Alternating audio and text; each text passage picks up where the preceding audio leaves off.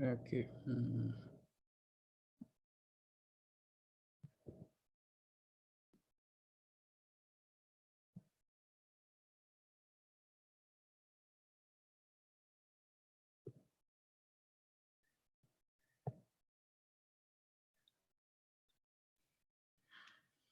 So can everyone able to see the screen and can everyone able to hear my voice? Is that clear?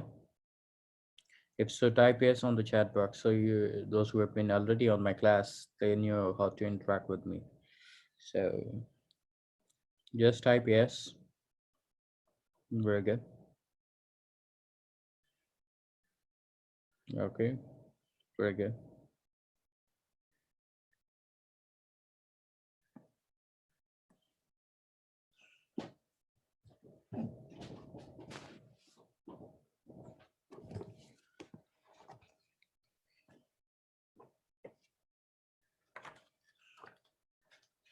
So everyone hold their QRS book on their hands.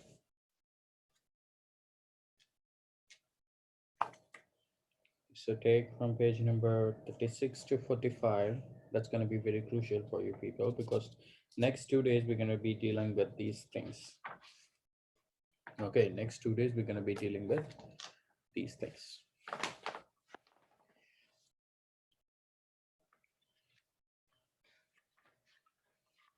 So keep your QRS next to you.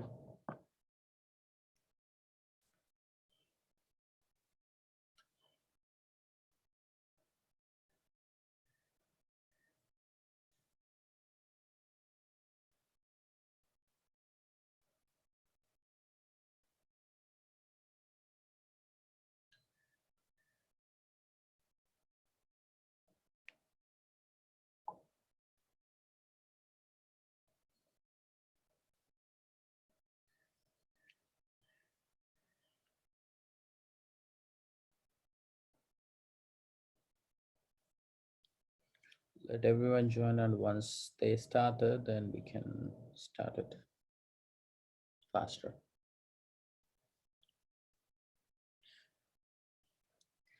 So just post your comments. What are the difficulties you see on the QRS book? Any type? Have you been through? Have you gone through the QRS? Just type on the chat box so that I would see. Mm.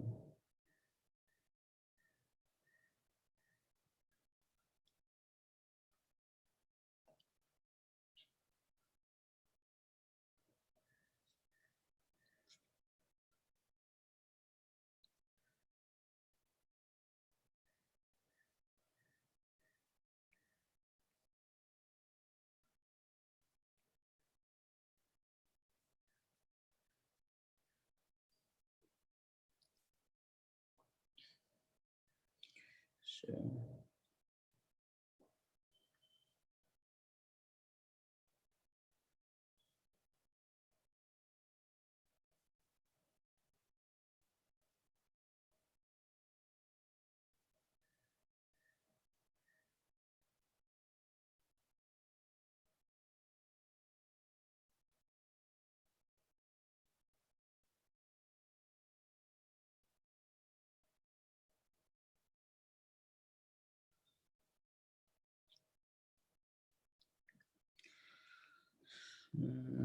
so what's the strength totally? Uh-oh. Then no issues. You can get it later. But no issues, no issues. You can get it later. And is there any other people who didn't get QRS yet?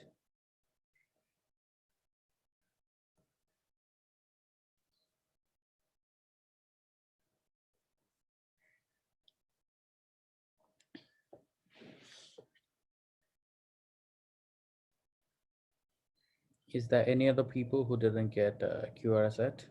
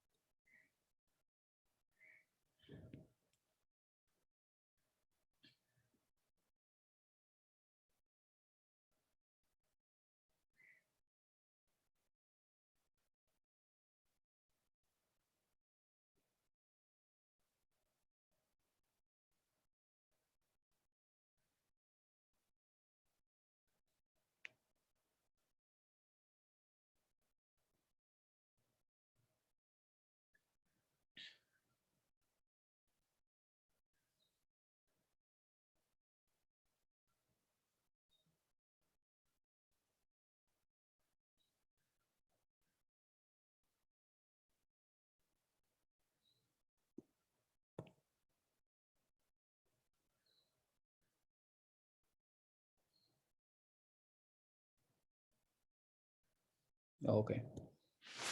So everyone, this is the last sound check. Whomever can see my screen and can hear my voice, type S on the chat box.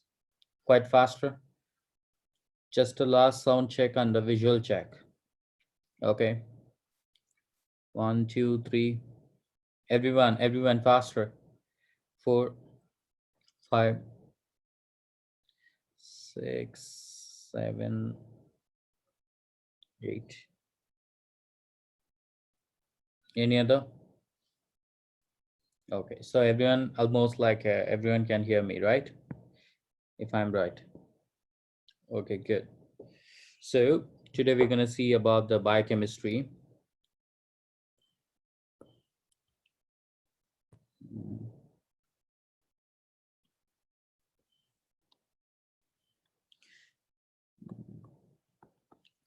Before I begin with the biochemistry revision, I just wanted to make sure that few things I need to clarify you how the pattern of class is going to be and how you need to read your QRS. Okay, that's really important for many people believe that blindly studying QRS can make you success, but you have to be very conceptually understanding the content of the book. If you understood the content of the book, then it's very uh, easy to proceed for the examination. So our class gonna be totally based upon the QRS, but not the entire content. Some other additional contents also will be discussing. Okay, because we need to cover at least all the high yield portion that have been mentioned. So understanding QRS is pretty important. So QRS is containing a concise, revised content of each subject, right? If I'm whatever I'm saying is right, you have gone through the book, you have seen the contents of each subject. So like QRS is having a 10 pages of biochemistry, which is containing almost all the most high yield and most important contents. But how to understand this content? So is this content is sufficient enough? This content is sufficient enough to score 65%. More after the 65% to 80%, that is that 15% also be important to score a good marks in a particular subject. So in order to score that marks, you need to know a lot of conceptual understanding. So that's why this classes is totally based upon the concepts we will be discussing, and you will be writing all the additional stuff next to your QRS. So how we used to do when we are studying for USMLE is first aid for step one. This is a, the first aid is a Bible, right? So it's not the Bible. So it also contains some missed information. So what we used to do is we unbind that book and we used to write our own points, whatever the additional points. For example, if I'm dealing with biochemistry, I used to write the additional points of the biochemistry. And then once all the subjects have been finished, we rebind the book and we used to review that book again with our own content. So customize your book. So take additional 2 to 3 pages where I'll be discussing some other important things you need to know or some concepts we need to discuss more, and write it on the paper and just attach it next to the biochemistry content. Is that clear? Is that clear? So when you attach that content, the all the informations on the QRS as well as the additional information you learned in the class will be concised and attached in one per complete book. So for FMG, this QR is going to be your Bible and you have to read it, but along with your own points. So you have to customize the QRS first, and then you have to read the customized QRS and then get it done. Is that clear, people? Everyone?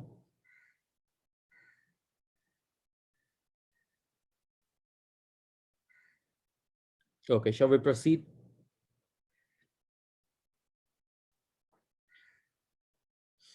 Okay, make sure you have a 2 to 3 papers along with you, along with your QRS. Okay, whatever I'm saying, you have to write it, and I will tell you where you can find that information on the QRS. Is that okay? Very good. Shall I proceed?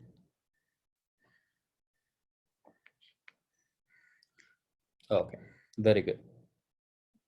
So the first topic we're gonna see is your carbohydrates. What is the first topic we're gonna see here? That's your carbohydrates. Okay, tell me people, what is the carbohydrate contains? The name itself stands, right? Carbon plus hydrates. Carbon plus hydrates. So what is the chemical name of a carbon? C. What is a hydrate? That is a water. So the general formula of carbohydrate gonna be CH2O to the base of N, where N should be greater than 3 because it should qualify the term of polyhydroxyaldehyde or ketones. So what is a functional group of carbohydrate? Either a aldehyde or a ketone. Either a aldehyde or a ketone should stand as a functional group. So whatever the carbohydrate which containing the aldehyde as a functional group is known as aldoses. Whatever the carbohydrate which contains ketone as a functional group is known as ketoses. One example is you have your glucose. Glucose is an aldose while fructose is a ketose. Glucose is an aldose while the fructose is a ketose. Next important thing is 1 gram of carbohydrate yield. 1 gram of carbohydrate yield. How many calories of energy? 4 calories of energy. 1 gram of carbohydrate yield how many calories of energy? 4 calories of energy. Okay. And basically, your carbohydrates are classified into your carbohydrate are classified into 3 types.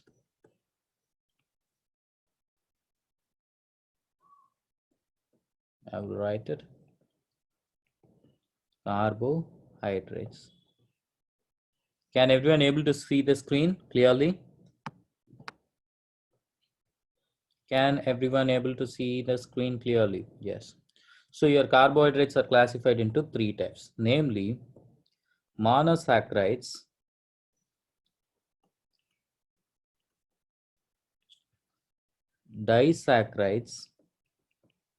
oligosaccharides, we used to call it as oligosaccharides, and polysaccharides.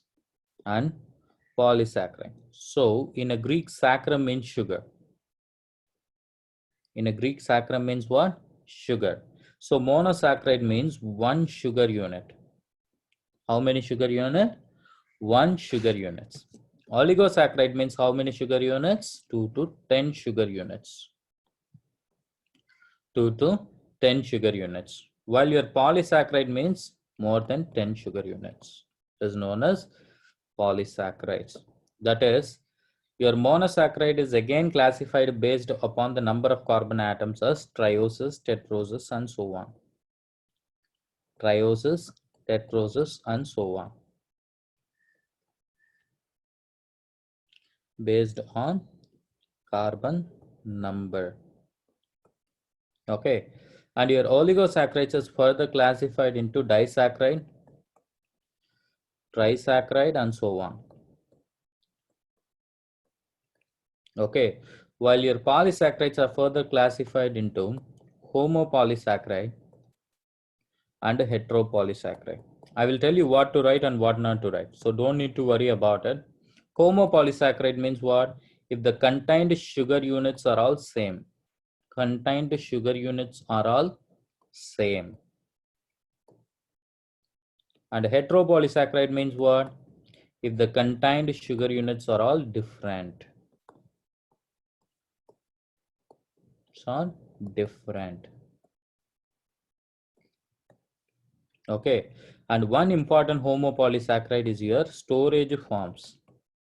Storage form of carbohydrate.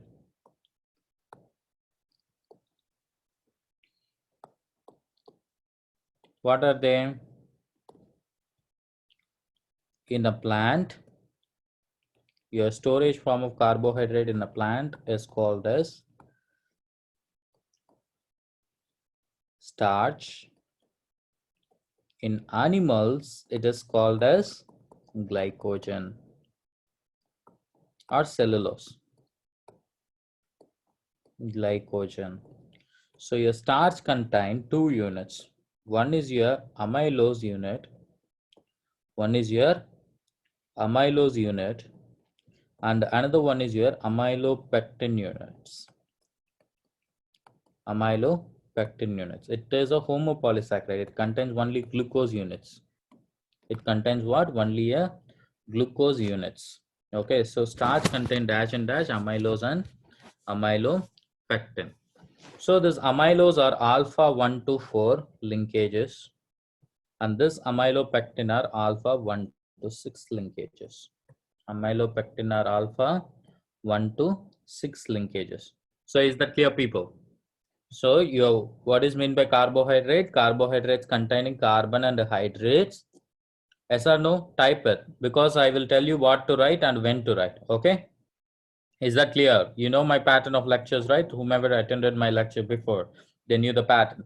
So your carbohydrate contains carbon and hydrates. So what is the general formula of carbohydrate? CH2O to the base of N, where N should be greater than 3. And what is the functional group of carbohydrate? Quite faster, type faster. What is the functional group of carbohydrate? Either an aldehyde or a ketone. Very good. Either an aldehyde or a ketone. If the functional group is aldehyde, then the sugar unit is called as aldose. If the functional group is ketone, and then the sugar unit is called as ketose. Very good. 1 gram of carbohydrate yield how many calories of energy? 4. Very good, everyone. So again, go ahead and tell me what are the two subunits of starch? Starch contain dash and dash units. Quite faster. Amylose, amylose and amylopectin, amylose and amylopectin. Very good. Amylose and amylopectin. Amylose contain what type of linkages, and amylopectin contains what type of linkages? 1 to 4 is amylose or amylopectin? Amylose. Very good, Anush. Amylose contains 1 to 4, while the amylopectin, not amylase, amylose. Amylase is an enzyme, Siddha. Amylose is a type of unit. Okay. Yes, very good, very good, very good, everyone. So shall we proceed with it?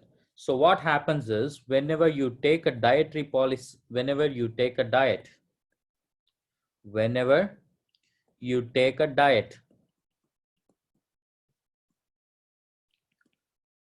your diet contains what? Either you should eat, it's okay. Either you should eat a plant or an animal, right? You'll eat any of these two, right? Either you eat a vegetable or you eat a meat, right? So both contains what? Polysaccharide, yes or no? Both contains what? Polysaccharide. Am I saying right or wrong? And what type of polysaccharides you are taking? It's a homopolysaccharide, yes or no? Homopolysaccharides, yes or no? Type faster, people. Yes. So what happens is whenever you take a diet, you are taking a homopolysaccharide. So what happens is in your salivary gland, you have a special enzyme called as ptyalin. What is that enzyme called as? Ptyalin. This ptyalin is also known as what? Salivary amylase. Salivary amylase. So the salivary amylase breaks all the amyloses, that is alpha 1 to 4 linkages have been broken down by this salivary amylase. So the salivary amylase will break what? Polysaccharide into, the salivary amylase will break what? Polysaccharide into oligo and monosaccharide. Oligo and monosaccharide. Okay. Now what happened? This salivary amylase will stops when the pH falls below 6. Stops working when pH falls below 6. When pH falls below how much? 6. So what is the pH of your stomach?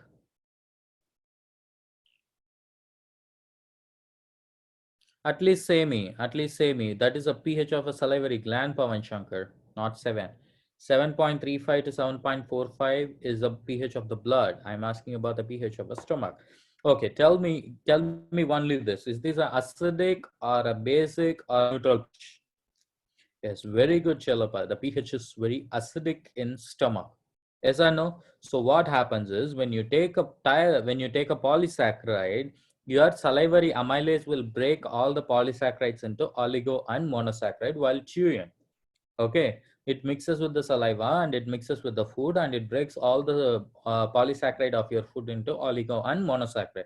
And then what happened? This entire thing you used to have will travel down to your esophagus and then it reaches stomach, and your stomach contains a highly acidic pH. Yes or no? Most probably 3.5. Okay, so now what happens? This Tylen works below the pH of 6? Do Tylen works below the pH of 6? That's my question. Very good. No. So does it work on the stomach? No. Very good. So what happens is no digestion occurs in the stomach. No digestion occurs in the stomach. Occurs in stomach. And then from stomach it enters where? Duodenum. It enters into duodenum. And duodenum contains what and what type of secretions? Duodenum contains gallbladder and pancreatic secretion. Yes or no? And your duodenum contains a gallbladder and pancreatic secretion, and your pancreas contains a special enzyme. Pancreas contains a special enzyme called as pancreatic amylase. Pancreatic amylase. What does this pancreatic amylase will do? This pancreatic amylase will break the remaining oligosaccharides into monosaccharide. Remaining oligosaccharides into monosaccharides. Oligosaccharides into what? Monosaccharides. Okay. There are certain enzymes also present apart from this pancreatic amylase. So the enzymes like lactase will break the lactose into what and what? Break lactose into glucose plus galactose. Glucose plus galactose. Okay. And the second is you have your sucrase. Sucrase enzyme breaks what? Sucrose into glucose plus fructose. Glucose plus fructose. Okay. And then what we have? You have a maltase. Maltase break what? Maltose into glucose plus glucose. Maltose into what and what? Glucose plus glucose. Okay. So again, so everything was formed as a monosaccharide. Yes or no? Everything was formed as a monosaccharide. And these monosaccharides have been taken up into the cell via absorption. So till now what we saw was a digestion. So you have a, when you eat a food, you have a Tylen. Tylen is also known as what? Type faster, faster. Tylen is also known as what? Salivary amylase. Very good. And this salivary amylase break polysaccharides into what? This salivary amylase break polysaccharides into what? Oligo and mono. Very good. Now, do Tylen works in the stomach? No. Very good. Now what happened? Is there any digestion occurs in the stomach? No, that's very good. That's very good. Now what happened? The food may enter into duodenum, and duodenum contains what and what secretions?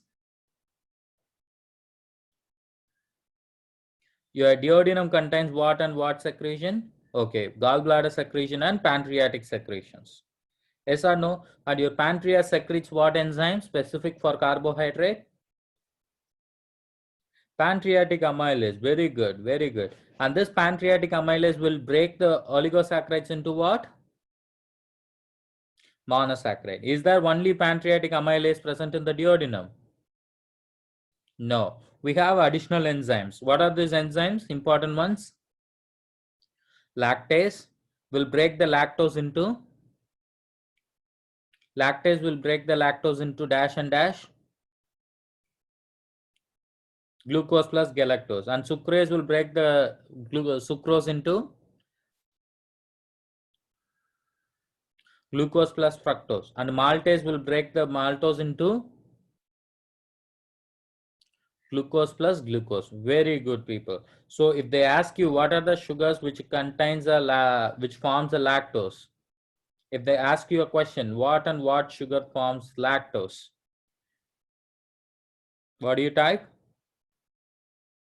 Glucose plus galactose. Very good, everyone. Perfect, perfect, people. So we go for the absorption. So digestion is clear for everyone. Is digestion clear? Very good. Now we have a absorption. Now we have a absorption of your carbohydrates. Absorption of your carbohydrates. So this absorption is basically via two mechanisms. Via two mechanisms. One is via the facilitated diffusion.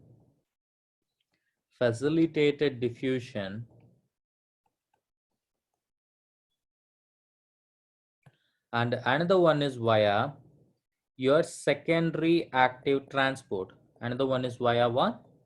A secondary active transport. So you know what is a second active transport and facilitated diffusion? You have a two types of mechanisms, transport mechanism. One is your active transport, another one is your passive transport. So what is the active transport and what is the passive transport? Let me write it separately just for your understanding. So transport mechanisms of your body. So you have a two types of transport. One is your active, another one is your passive. Another one is your passive. So active means against the concentration gradient. Active means what? Against the concentration gradient. Okay. And passive means what? Towards the concentration gradient. Passive means what? Towards the concentration gradient. And active means against the concentration gradient. So if it is pushing against the concentration gradient, do energy is required? Yes, very good. So energy is required. ATP is required during the active transport. And in the passive transport, ATP is not required. ATP is not required.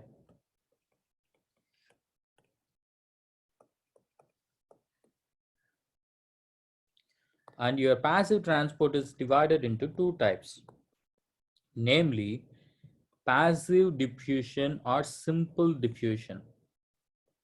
If you go to the physiology, they will again say you that your passive transport contains two divisions. One is your diffusion, another one is your osmosis.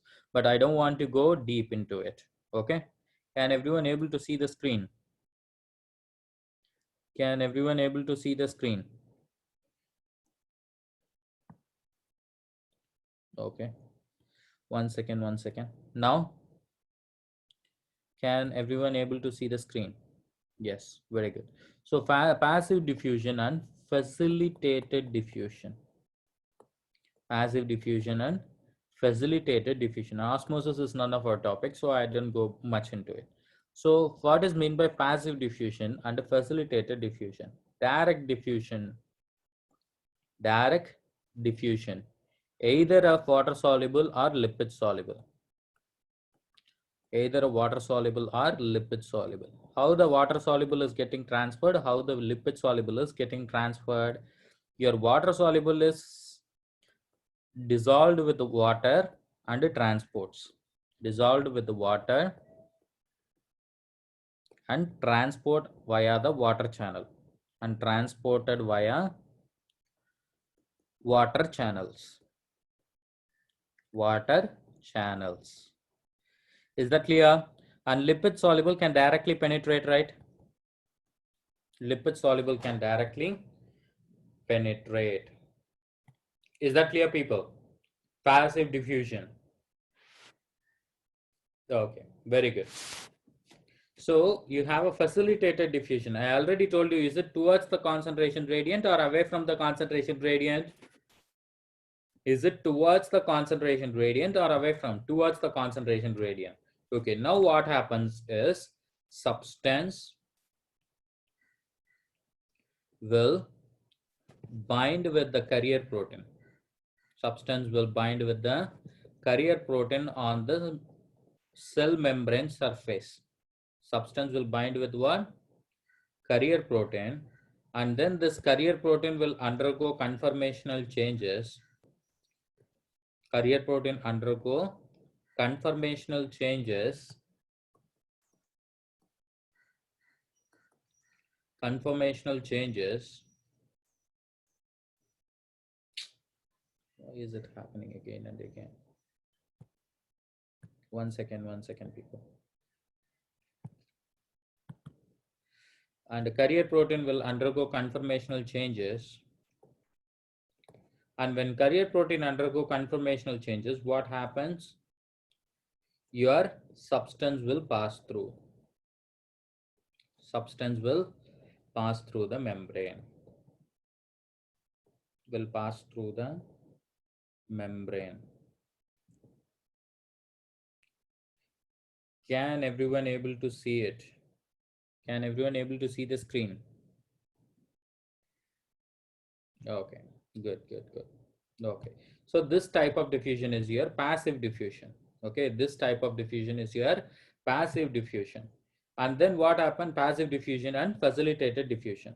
And then similarly, you have your active transport. It is either classified into primary and secondary active transport. Primary and secondary active transport. What is a primary active transport and what is a secondary active transport? What is a primary active transport and what is a secondary active transport?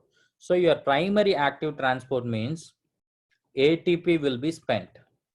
ATP will be spent for the transport. ATP will be spent for the transport. In the case of secondary active transport, either an ion exchanged for one ion exchanged for another ion exchanged or co-transported, or it takes another ion along with them. It won't transport directly. Okay, so I told you two types of transport have been possessed by your carbohydrate. What are they?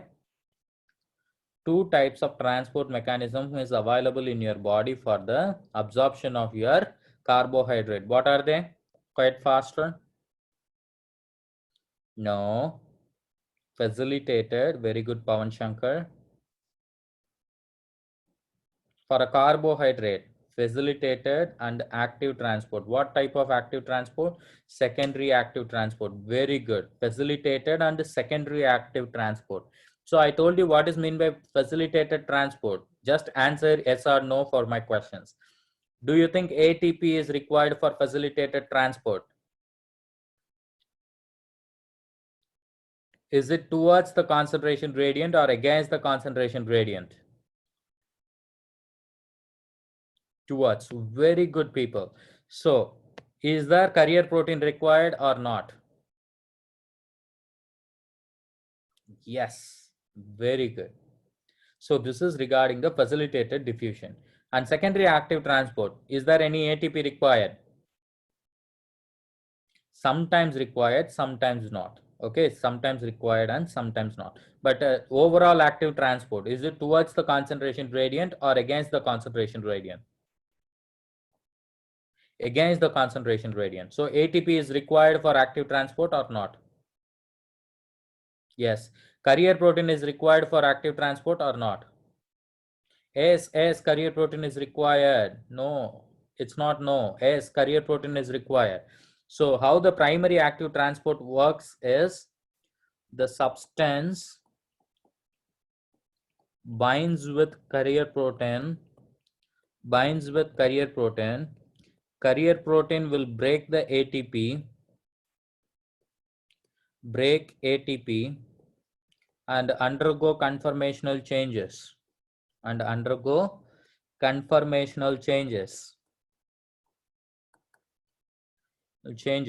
Once they broken and undergone conformational changes, then substance will pass through. This is the mechanism of active transport. Okay, either as primary or a secondary. Substance will pass through. Okay, understood the mechanism of primary. Okay, so is there carrier protein required here? Yes, ATP is required, carrier protein is required, and it is against the concentration gradient. So I told you there are two types of mechanism possessed by your carbohydrates absorption. So what are they? Facilitated and secondary active transport. So this facilitated diffusion is mediated by what is meant by facilitated diffusion? It requires a carrier protein, right? It requires a carrier protein for the transport of substance. Here the substance is what? Carbohydrate or glucose. Yes or no? Yes, very good. So what is the transporter which mediates that? Glucose transporter is mediating. In short, we used to call it as GLUT.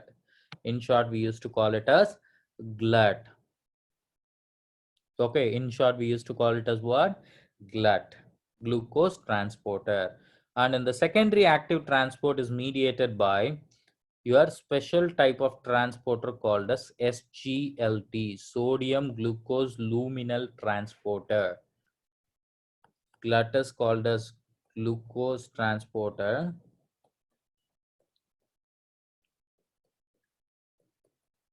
And SGLT is called as sodium glucose luminal transporter. Sodium glucose luminal transporter. Got the point, people? So now take the QRS page number 37. Now take the QRS page number 37. You have a small table. So now you know what type of why you used to call it as a GLUT and why you used to call it as a SGLT. So your SGLT is classified into two, SGLT1 and SGLT2. SGLT2. So what is a SGLT1? Where does it present? It is present in your intestine. Number one, for the absorption, right? Okay. And you have your renal tubule partly. SGLT2 is mainly present in the renal tubules. SGLT2 is mainly present in the renal tubules. Okay. Now you have a GLUT. Various types of GLUTs are there. One important one is your GLUT is classified into two types. Your GLUT is classified into two types. One is your insulin dependent, and another one is your insulin non-dependent.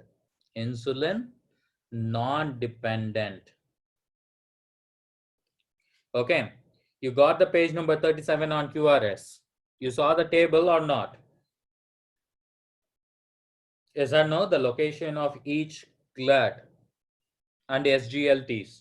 So you know how the SGLT is transporting and how the glucose is transporting. What type of mechanism and will there any carrier protein required, ATP required or not? You know now, right? Yes or no? Yes. So your insulin dependent one is your GLUT4. Insulin dependent one is your GLUT4. Highlight in the table the GLUT4. Highlight in the table the GLUT4.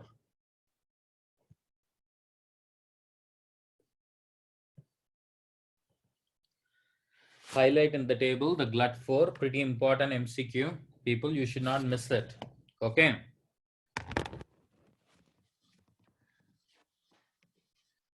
Can everyone able to see the things?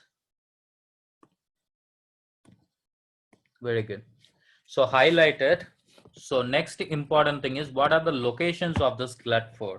What are the locations of this GLUT4? Skeletal muscle, cardiac muscle, and adipose tissue. Skeletal muscle, cardiac muscle, and adipose tissue. Very, very important MCQ, people. You should not miss. Put 5-star rating. Put 5-star rating. Insulin dependent one is your GLUT4, and your GLUT4 is present in skeletal muscle, cardiac muscle, and adipose tissue. Skeletal muscle, cardiac muscle, and adipose tissue, that you should not miss. They will always ask you this type of questions. So make sure that you know everything and you can answer everything. Is that clear, people? And insulin non-dependent are so many. Among them, you have three important things. Number one is placental specific. Which of the following is a placental specific one? Which of the following GLUT is present in the placenta? So GLUT 1 and 3. Write it down next to your QRS, because I don't know it is present or not. GLUT 1 and 3 is present in placenta. Some book says only 3, some book says 1. No, it's not right. Both 1 and 3 have some affinity towards a glucose transporter in placenta. Okay. And the second one is your, what type of GLUT is present in RBC? GLUT1, highlighted, very, very important one. RBC specific is GLUT1.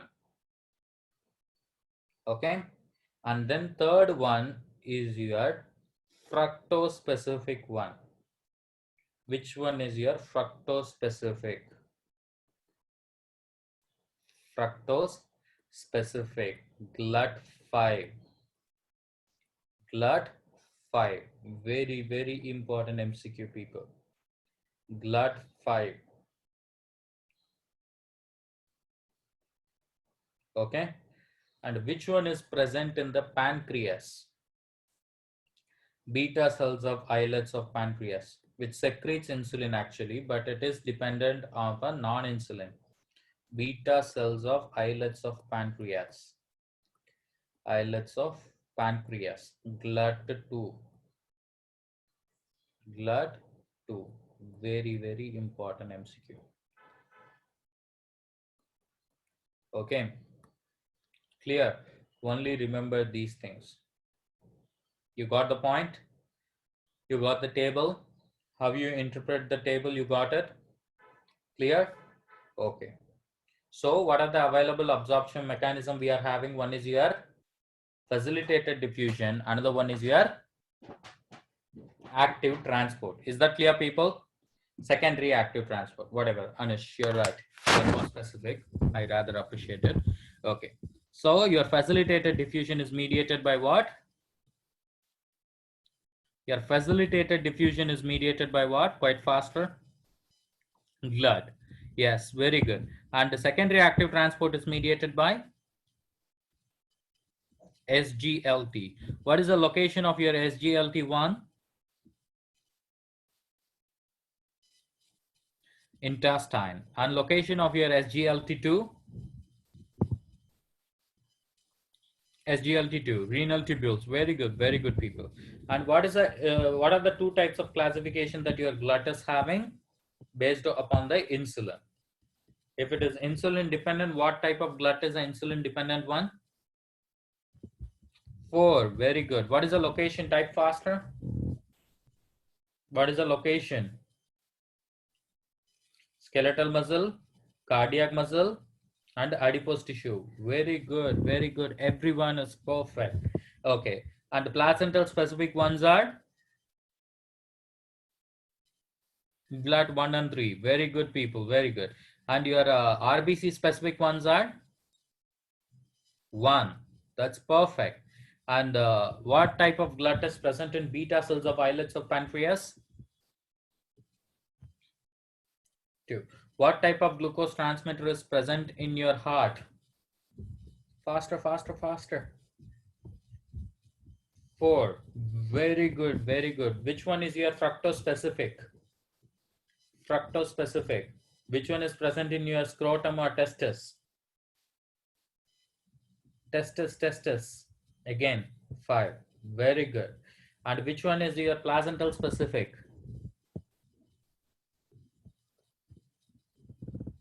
1 and 3, 1 and 3, 1 and 3.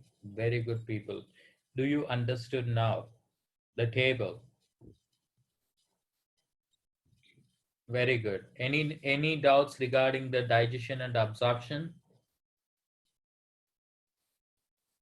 Is that concept still clear? No doubts, right? Everyone is clear with the concept, right? Okay, can I proceed further, right? Okay, good. Next is your metabolism. Next is your metabolism. Metabolism of your carbohydrates.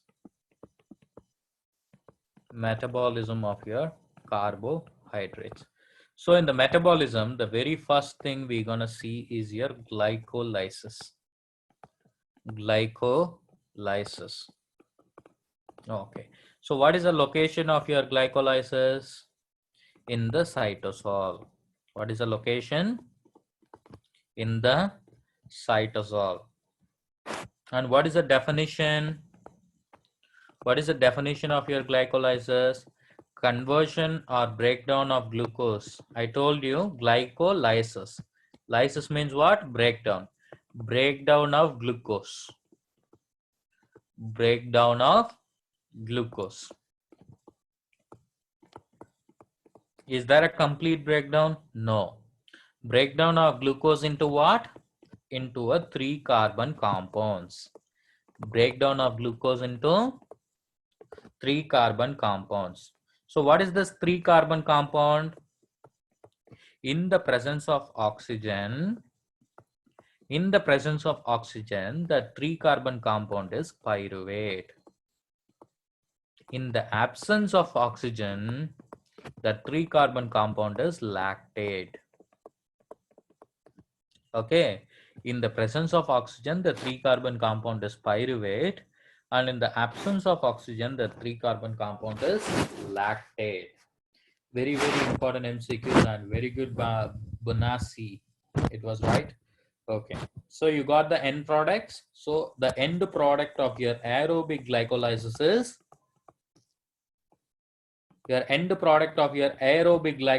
is type faster, people.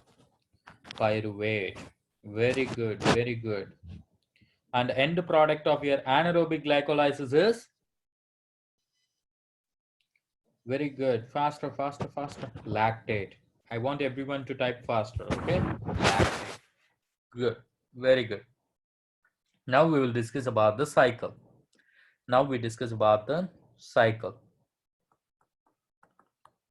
So glucose will be converted into glucose 6-phosphate. Glucose will be converted into what? Glucose 6-phosphate mediated by the enzyme hexokinase or glucokinase. Hexokinase or glucokinase. Okay. So remember, people, whenever kinase is involved, substrate level energy involvement will be there. Whenever the kinase is involved, substrate level energy will be involved. So here the energy will be generated or spent. Here the energy will be generated or spent. Because your glycolysis is divided into 3 phases. One is your energy investment phase.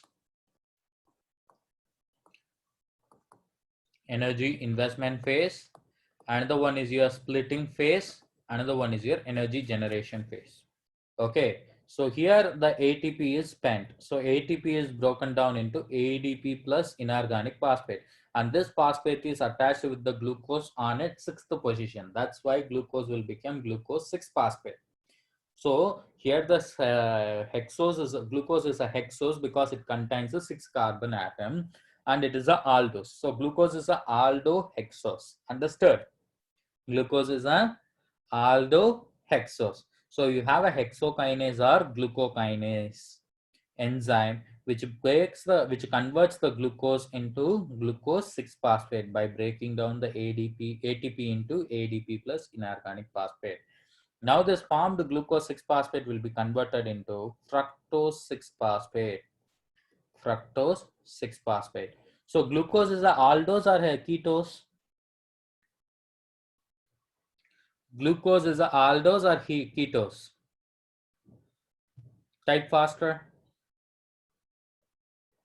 Quite faster, people. Glucose is a aldose or ketose? Very good, people. Very good. Glucose is a aldose. While fructose is a aldose or ketose? Ketose. So conversion of aldehyde to ketone. Is this a type of isomerism, right? Functional group of aldehyde is converting into ketone. Yes or no? So what type of isomerism it is?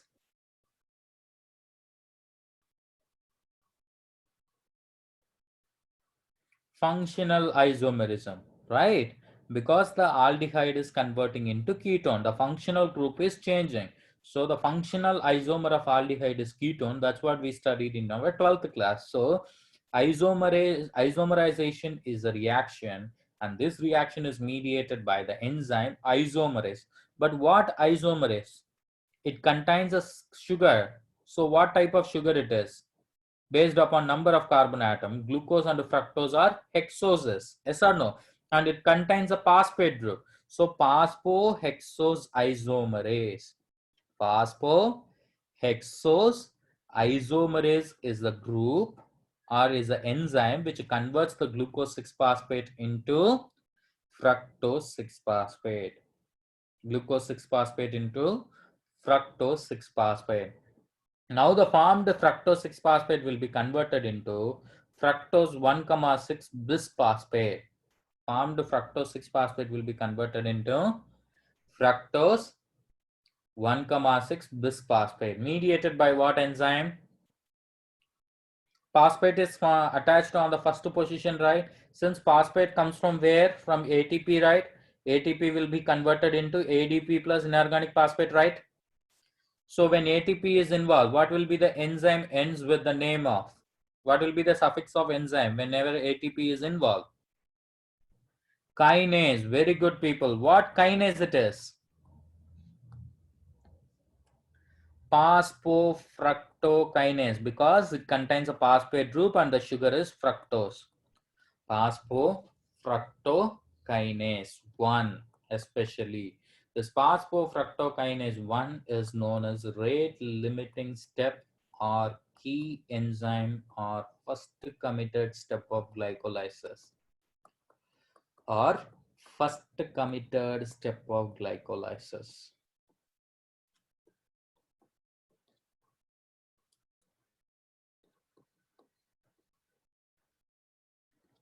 Is that clear, people? Understood properly? Okay, very good. Very good, very good, very good. Okay. So till now what we saw was the energy investment phase. Now is your splitting phase. Your 6-carbon compound with the 2 phosphate groups will be splitted into 2 molecules of 3-carbon compound with the phosphate attachment on each, mediated by the enzyme aldolase. Aldolase A. Mediated by what enzyme? Aldolase A. So you have a fructose 1,6 bisphosphate. So 2 phosphate group and the sugar is 6 carbon.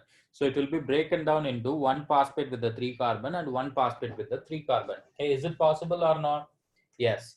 So you have a 1 aldehyde that is called as dihydroxyacetone. Sorry, 1 aldehyde called as glyceraldehyde 3 phosphate glyceraldehyde 3-phosphate, glyceraldehyde 3-phosphate, another one called as dihydroxyacetone phosphate, dihydroxyacetone phosphate. Both contains how many? 3 carbon compound, right? Yes or no? This 3 carbon compound, this is a aldose or ketose? Acetone, dihydroxyacetone, 2 hydroxyl group which is present on the acetone and 1 phosphate is getting attached. Is that a aldose or a ketose?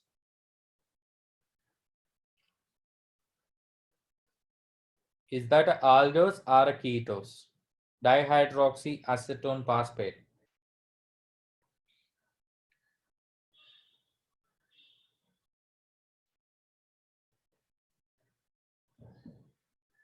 It's a ketose, it's a acetone, ketone, right? So this ketose can be converted into aldose, right? Yes or no? What type of enzyme is mediating it? What type of reaction it is? Functional isomerism is happening. What type of enzyme which is mediating it? Isomerase. What type of sugar it is? What type of sugar it is? 3 carbon compound. So the sugar will be not fructo Pavan Shankar. Use the logic. How much number of carbon atom does this dihydroxyacetone contains? 3 carbons. So what type of sugar it will be based upon number of number of carbon atoms? Triose. Very good, Suswara. What type of triose? Is it normal triose or phosphotriose? It contains a phosphotriose, phosphate group. So phosphotriose isomerase mediates them. Phosphotriose isomerase mediates them. Got the point, people? Understand the reaction. Phosphotriose isomerase is mediating that reaction. Next, what happened? This glyceraldehyde 3-phosphate will be converted into 1,3 BPG, 1,3 bisphosphoglycerate, 1,3 bisphosphoglycerate, mediated by the enzyme glyceraldehyde 3-phosphate dehydrogenase. Glyceraldehyde 3-phosphate dehydrogenase. Since dehydrogenase is involved, a membrane level energy will be involved. Either an NAD or a FAD will be involved. Here the NAD will be forming a 2-NADH. This is the first step of energy generation phase. Energy generation phase.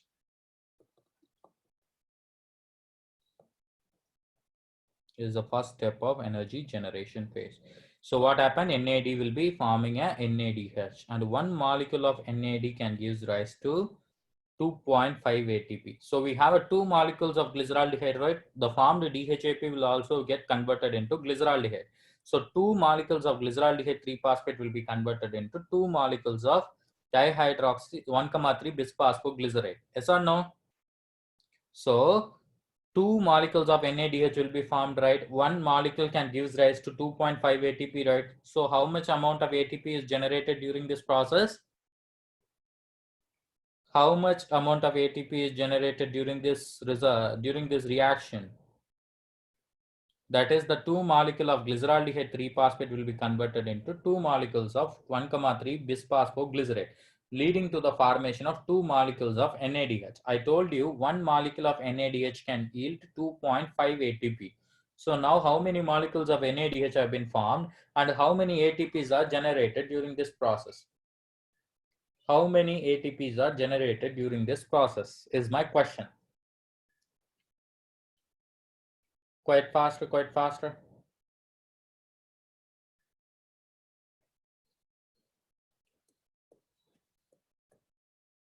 Come on, people. One molecule of NADH gives rise to 2.5 ATP. And here, how many molecules have been generated? Two molecules. So how many ATPs?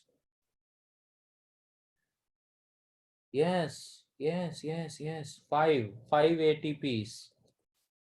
5 ATPs have been generated during this process.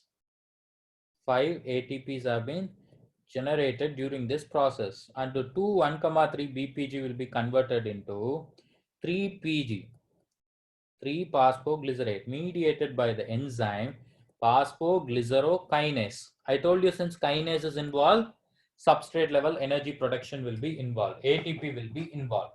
When ATP will be involved, ATP is formed or invested here. ATP will be formed or invested here. Formed here. So how many ATPs will be generated? Converted into, sorry, 2 ADP will be converted into 2 ATP. Yes or no? So 2 ATPs will be generated during this conversion. 2 ATPs will be generated during this conversion. Dr. Pavan, it seems like you need to understand the glycolysis better. I will teach you. No issues. Once I finish the reaction, I will teach you. Okay?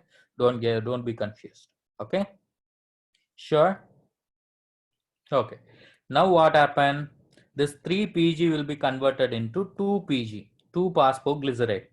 So third position of your the phosphate attached to the third position of your glycerol will be jumping into the second position. Since it is jumping from third position to second position, the reaction is a mutation. Yes or no? And the enzyme which is mediating is mutase. What mutase? Phosphoglyceromutase. Phosphoglyceromutase. PG mutase is the reaction, and 2 PG will be converted into phosphoenol pyruvate.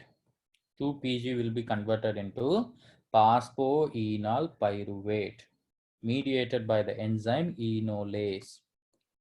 Mediated by the enzyme enolase. Now this phosphoenol pyruvate will be converted into pyruvate, mediated by the enzyme pyruvate kinase. Mediated by the enzyme pyruvate kinase. And this, since kinase is involved, ATP will be formed or invested here. Form. So how many ADPs are involved here? Let me write all this, the 2 molecules. 2 ADPs will be invested here, and they converted into what? 2 ATPs. How many ATPs have been generated here?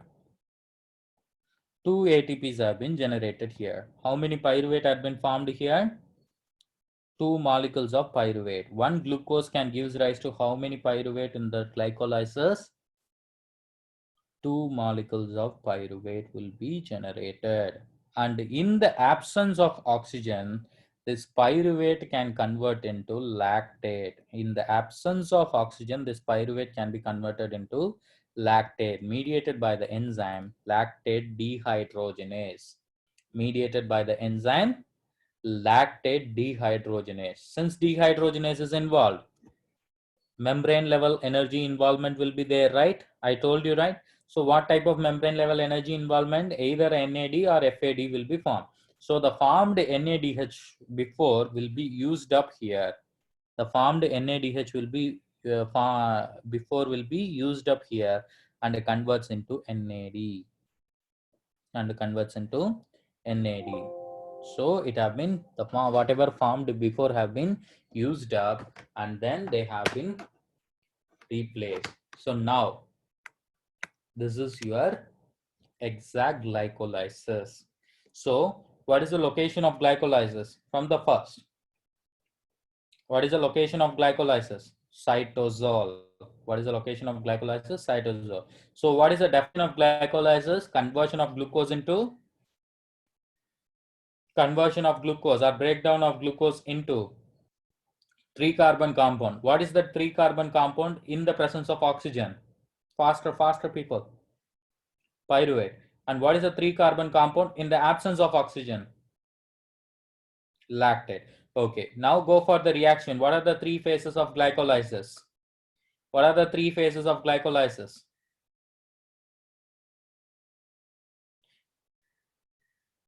Energy investment, very good, Madhushiva 1. Then splitting phase, then energy generation. Very good. Siswada was right. Everything was been typed. Okay, Dr. Pavan, listen from here very properly because I'm going to re-explain you all the stuffs. Okay, everyone be clear and attentive. Okay, clear? Okay, so glucose is getting phosphorylated at its sixth position. This is the first step of your glycolysis. This glucose to glucose 6-phosphate formation is mediated by what reaction? Hexokinase or glucokinase. Since kinase is involved, ATP will be spent here.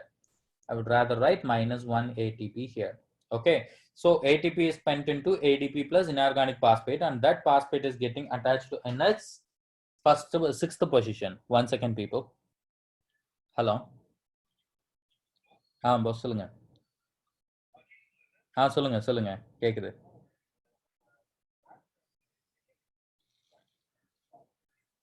யாரு? யாரு? 1 second. ஆமா. Okay.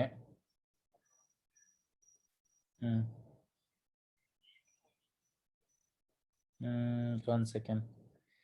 ஆமா. Okay. Okay, 1 second. Okay.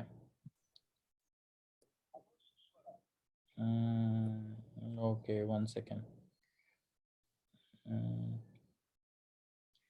Okay.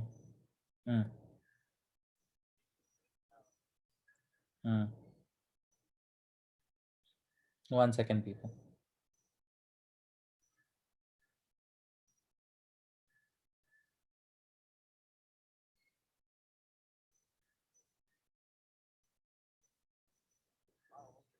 Okay, fine. So 1 second, sorry for the interruption. We should start with that. Okay, so glucose will be converted into what? Type faster, people. Glucose will be converted into the first step of glycolysis. Glucose 6-phosphate, everyone. I want Pavan to answer very fast.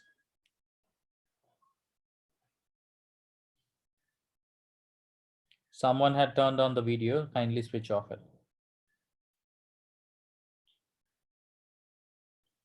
Okay, glucose 6-phosphate. What is the reaction which is mediating? What's the reaction which is mediating? Hexokinase or Jyoti Viveka. Can you please turn off your video? Okay, hexokinase or glucokinase. So since kinase is involved, ATP is broken down into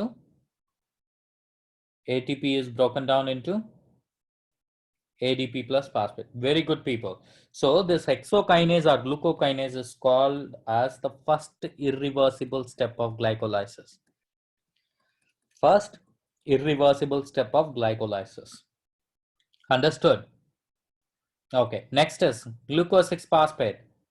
Glucose 6-phosphate is converted into fructose 6-phosphate.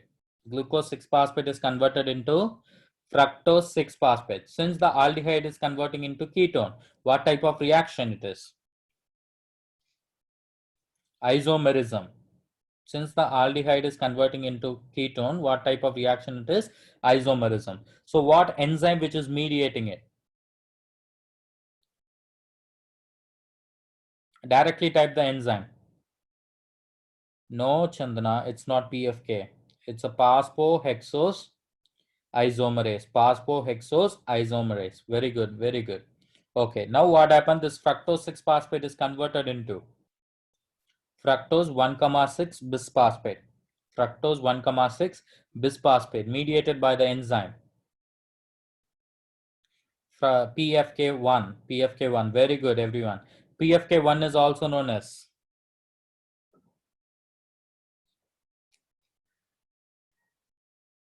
rate limiting enzyme or key enzyme or first committed step of glycolysis, which is so called as a second irreversible step. Second irreversible step. Okay, second irreversible step. Next is this fructose 1 till the formation of fructose 1,6 bisphosphate. This is a energy investment phase. This is a energy investment phase. Then it enters into splitting phase. Splitting phase means what? The 6-carbon compound is breaking into 3-carbon compound. So when 2-phosphate with 1 6-carbon compound is breaking down into 2 molecules of 3-carbon compound with a phosphate attachment on each compound. Is that no? Yes. Very good. Everyone, Pawan, is that clear for you? A 6-carbon with the 2 phosphate, 6-carbon with the 2 phosphate is splitting into 3-carbon 1 phosphate and 3-carbon 1 phosphate equally. Okay, this reaction is mediated by what enzyme? Hello. Yeah. சொல்லுங்க bro.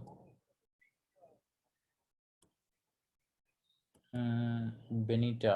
Okay. Okay. Okay. Remote. Okay. Okay. Okay. Sure. Okay. Is that clear? Aldolase A. Very one. Everyone faster. Aldolase A. So this aldolase A is splitting the fructose 1,6 bisphosphate into what and what? Dihydroxy acetone phosphate and glyceraldehyde 3 phosphate. Dihydroxy acetone phosphate and glyceraldehyde 3 phosphate. So this dihydroxy acetone phosphate can be converted into glyceraldehyde 3 phosphate mediated by what enzyme? Mediated by what enzyme? Quite fast for people. Phosphotriose isomerase. Phosphotriose isomerase. Now this glyceraldehyde 3 phosphate will be converted into 1,3 bisphosphoglycerate mediated by what enzyme? This glyceraldehyde 3 phosphate is converted into 1,3 bisphosphoglycerate mediated by what enzyme? Glyceraldehyde 3 phosphate dehydrogenase, where NAD is converted into NADH. So how many ATPs are generated during this process? 5 ATP. Very good, everyone. 5 ATP. And important, very important regulation is we have a arsenite and iodoacetate. Arsenite and iodoacetate.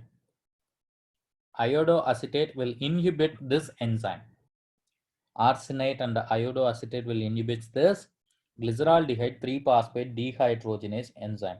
Don't worry about that. I will tell you what to write, what not to write. Okay? Clear? Okay. Now, this 1,3 BPG is converted into 3-phosphoglycerate. This 1,3 BPG is converted into 3-phosphoglycerate. Mediated by what enzyme? PG kinase. Since kinase is involved, ATP will be involved or not? Since kinase is involved, ATP will be involved or not? Yes. So ATP will be formed or destructed during this process? ATP will be formed or destructed? Formed. Okay, how many ATPs have been generated? How many ATPs have been generated during this process? 2 ATP. Very good people. And then what happened? This 3 PG is converted into 2 PG. This 3 PG is converted into 2 PG. Mediated by the enzyme PG mutase. Mediated by what enzyme? PG mutase. Now this 2 PG is converted into what? Phosphoenol pyruvate. Mediated by what enzyme? Mediated by what enzyme? Enolase. And then again here the important regulation, this enolase is inhibited by sodium fluoride or fluoride ions. Sodium fluoride or fluoride ions.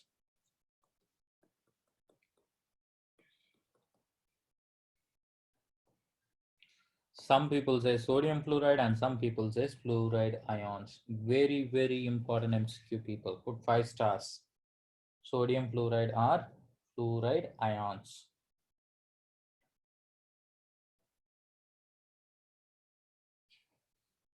Okay. Now, this phosphoenol pyruvate will be converted into what? Phosphoenol pyruvate will be converted into pyruvate. Mediated by what enzyme? Mediated by what enzyme? Pyruvate kinase, which is considered to be the third irreversible step. third irreversible step, which is considered to be the third irreversible step. And this pyruvate will be converted into what? Pyruvate will be converted into, in the absence of oxygen, I need to say. In the presence of oxygen, it is converted into acetyl-CoA. In the absence of oxygen, it is converted into, in the absence of oxygen, it is converted into lactate. Okay, very good. And this mediated by what enzyme? Mediated by what enzyme? Not CDH, not CDH, it's LDH. Don't look at the, this is L, lactate dehydrogenase. This is a L, lactate dehydrogenase. This is a LDH. Okay, now this LDH is converting the pyruvate into lactate with the absence of oxygen, which is inhibited by your oxamate, which is inhibited by what? Your oxamate, which is inhibited by oxamate. Now, we will discuss about the special concept of isoenzymes. You know what is meant by isoenzymes? We will discuss this in the enzyme category later, but I wanted to clarify you, each enzyme which is present in a different location have a different structures. Okay, each enzyme, the enzyme name is simply a lactate dehydrogenase, but depending upon the types of location it present, it have a different type of structure. Okay, and each structure they may ask you sometime in an MCQ. For example, lactate have a 5 forms of isoenzyme. Lactate have a 5 forms of isoenzyme, 5 isoforms. Okay, what are the 5 isoforms?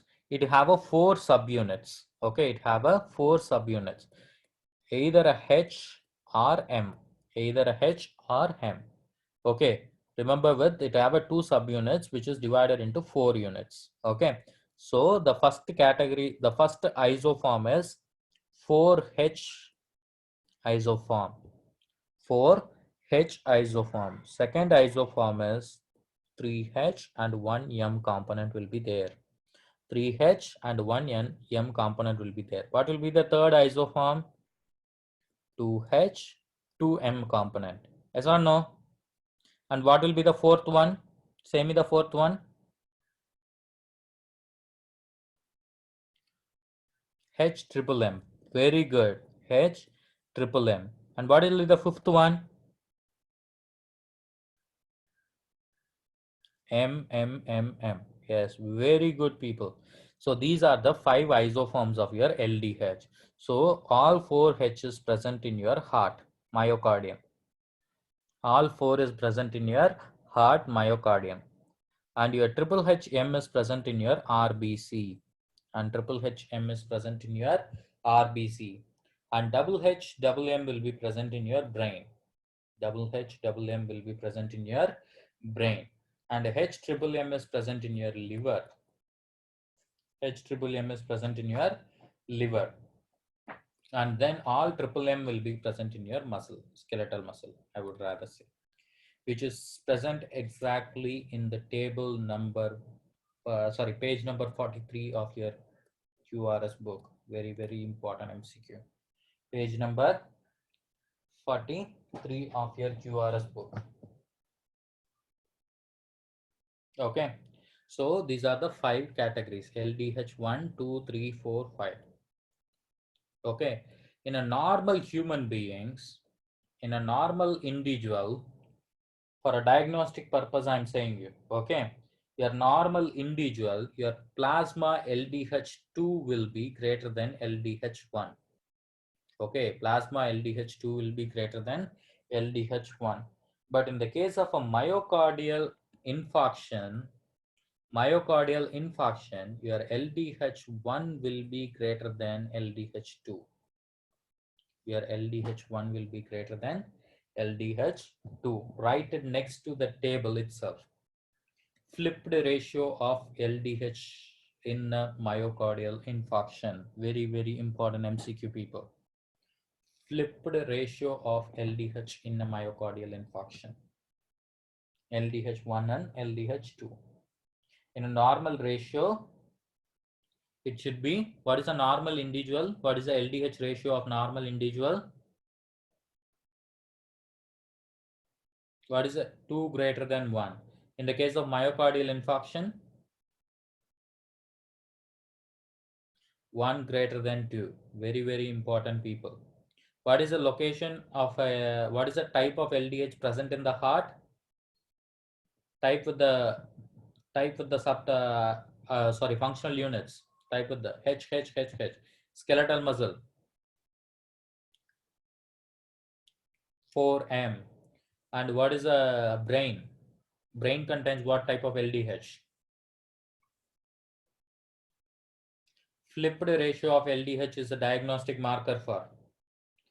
Flipped ratio of LDH is a diagnostic marker of MI. When will you see that? Exactly. When will you see them exactly?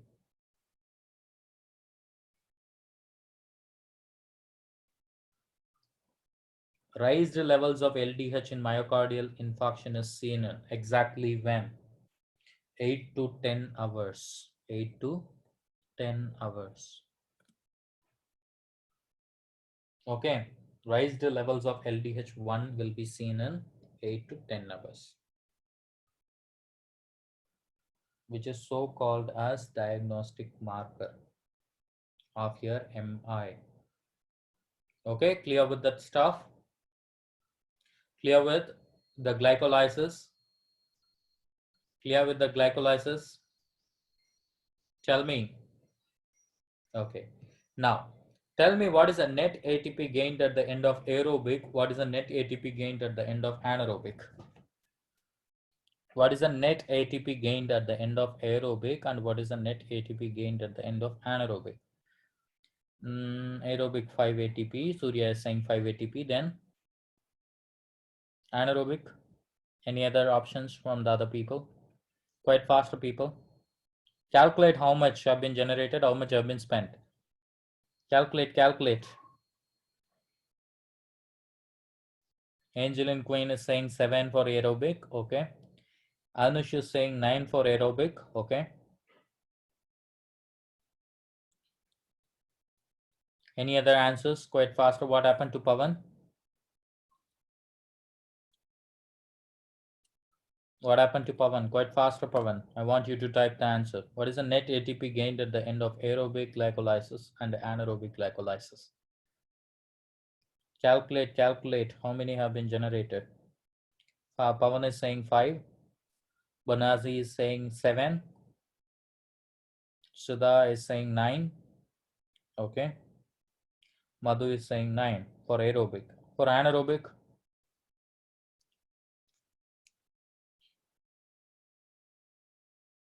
net ATP gained.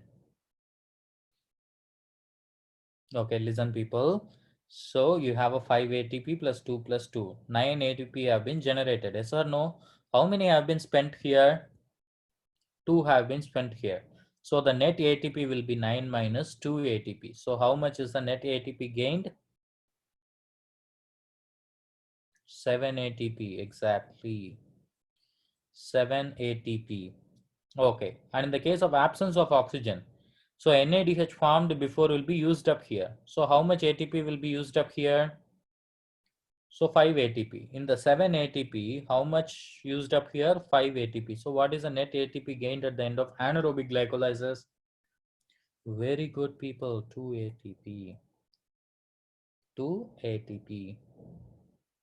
Got it. So what are the things you need to remember in the glycolysis? Number 1, what is the location of glycolysis? Answer me faster. What is the location of glycolysis? Everyone, type faster. This is your review time. Okay, cytosol. So glycolysis is a conversion of glucose into dash compounds. Glucose into dash compounds. Faster. 3-carbon compound. Very good. What is a 3-carbon compound if it is an aerobic? Pyruvate. Very good, everyone. pyruvate, and anaerobic lactate, exactly, people. So not only in anaerobic, whatever the cellular organelles which do not have a mitochondria, that will also undergo anaerobic glycolysis. Understand the fact, whatever the organs which do not have a mitochondria, the cells which lacks mitochondria will always have an anaerobic glycolysis, because electron transport chain, that is the oxidative phosphorylation, occurs in the mitochondria. Cells do not have a mitochondria, cannot able to transport that NADH to mitochondria, right? Yes or no? So they will undergo anaerobic glycolysis. Okay. So if the RBC do not contain the mitochondria, so what type of glycolysis is always possible in RBC? Anaerobic glycolysis. Anaerobic glycolysis is always happens in RBC. Okay. Now, let me ask you another question, people. You have to answer me properly. What are the 3 irreversible steps of glycolysis? Quite faster, type faster. What are the 3 irreversible steps of glycolysis? Hexokinase, hexokinase. Who is the, oh, just type the enzyme names. Don't need to type the product names, Dr. Pavan, and who is that another one was typing? Okay. Hexokinase, PFK1,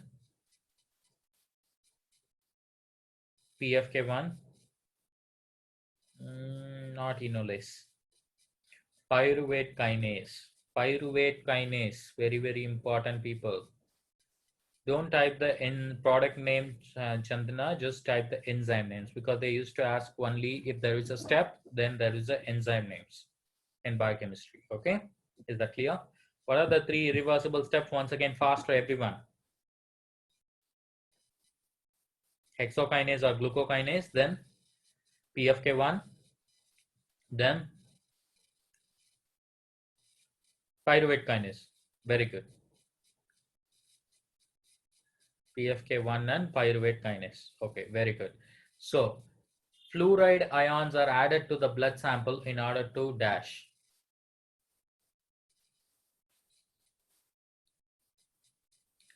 Inhibit enolase. Very good. In order to prevent the glycolysis of a blood sample. Very, very important MCQ. Okay. Clear? Fluoride ions or sodium fluoride is added to the blood sample. Why? They used to ask you, in order to prevent the glycolysis. Yes or no? When you inhibit the enolase, glycolysis won't happen, right? So automatically you can prevent the glycolysis, right? So that's why they were mentioning it there. Okay. Very good.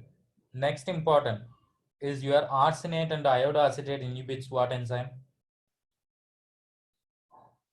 Arsenate and iodoacetate inhibits what enzyme? Quite faster, people. Glyceraldehyde 3-phosphate. Enzyme means, what is the enzyme? Enzyme. Glyceraldehyde 3-phosphate dehydrogenase. Glyceraldehyde 3-phosphate dehydrogenase. Oxamate inhibits what enzyme?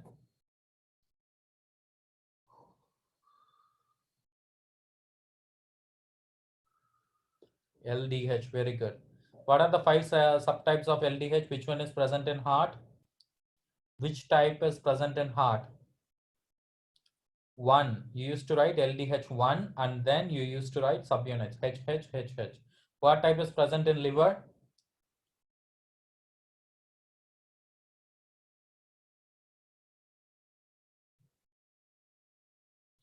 H triple M LDH4. What type is present in a brain?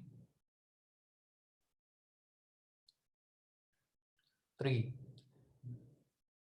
LDH3 double H double M. Very good. What type is present in RBC? 2. Very good. Flipping of a LDH ratio is seen in myocardial infarction. LDH1 levels are raised at exactly when?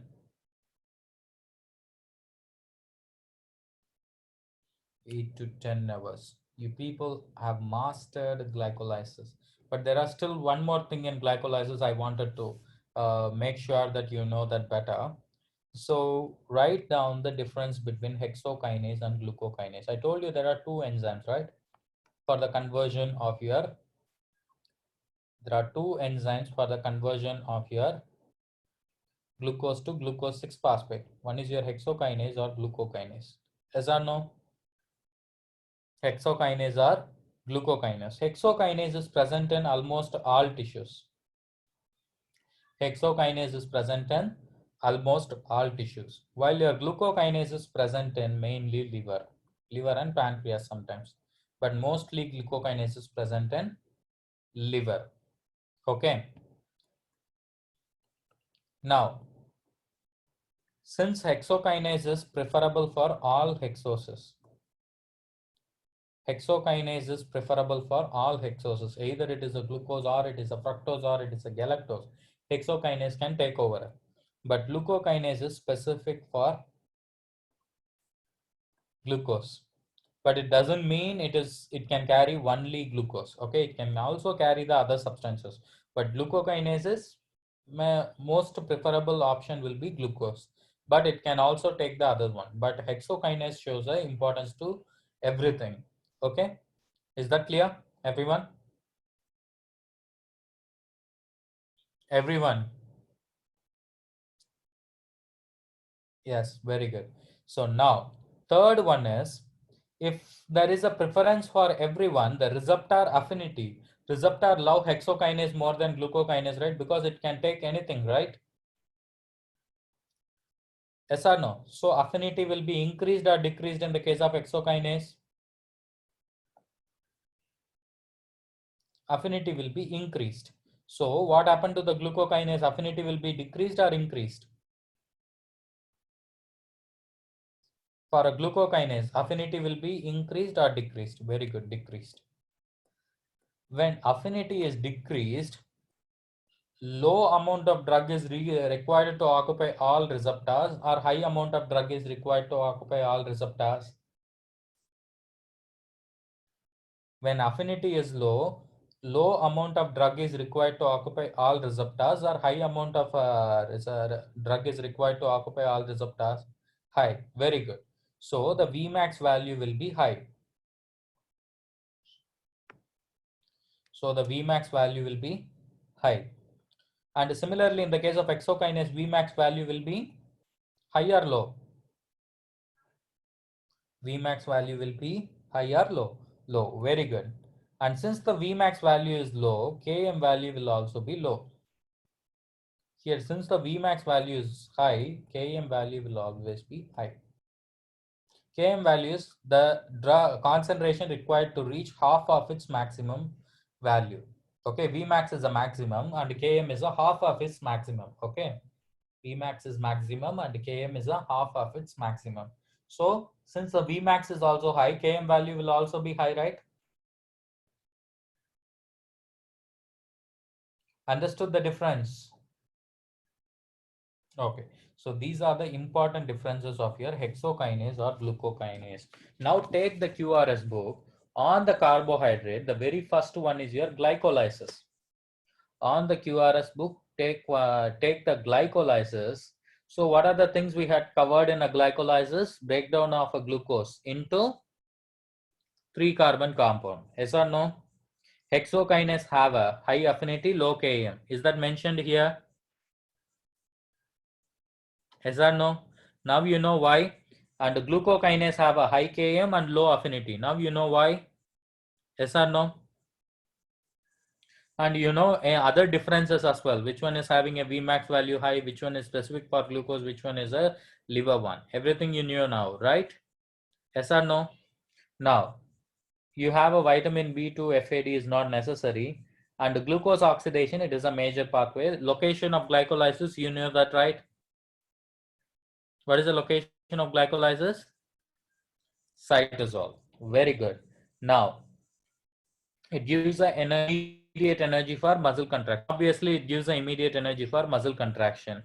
And next, is it a complete oxidation of glucose? No, I told you when I was writing a definition itself, it is not a complete oxidation of glucose. Yes or no? It is a breakdown of glucose into 3 carbon compounds. Okay, next, NAD is used up here, and NAD is also known as the active form of vitamin B3. Okay, we will discuss that in vitamins, no issues.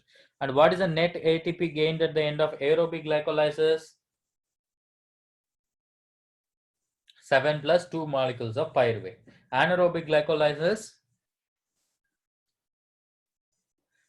2 plus 2 molecules of lactate. Yes or no? Okay. Apart from that, what will you write here? What are the irreversible enzymes you can write here, right? What are the irreversible enzymes of glycolysis? Hexokinase, then hexokinase or glucokinase, PFK1, then pyruvate kinase. Yes or no? All the three things. Okay. Now go for the page number 43. Now go for the page number 43. Glycolysis. What is the rate limiting enzyme? We have seen PFK1. Yes or no? Rate limiting enzyme or first committed step of glycolysis. Yes or no? It's a PFK1. So just highlight it. We have covered that. We had covered that.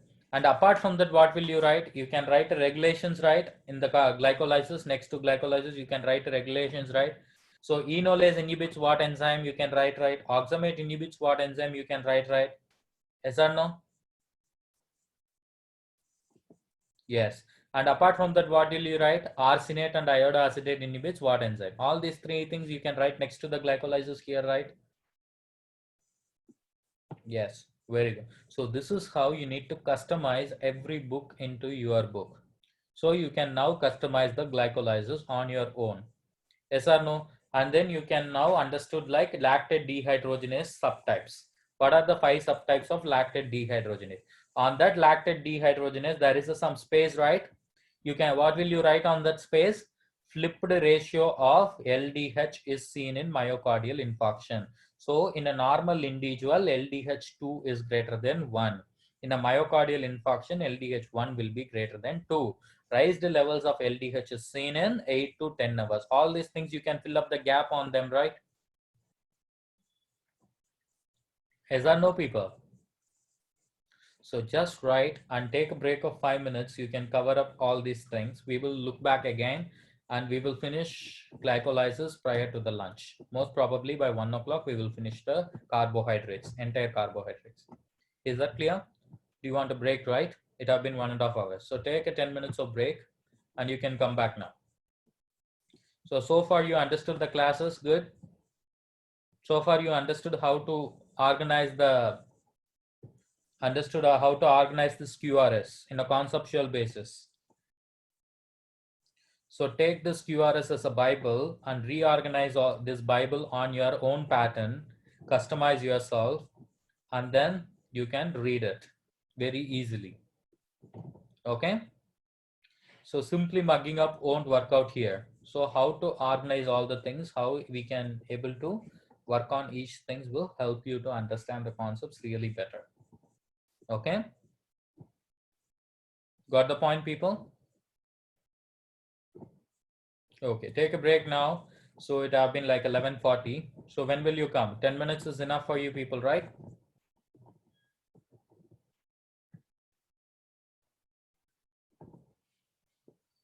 So take by 11:50, can you join me?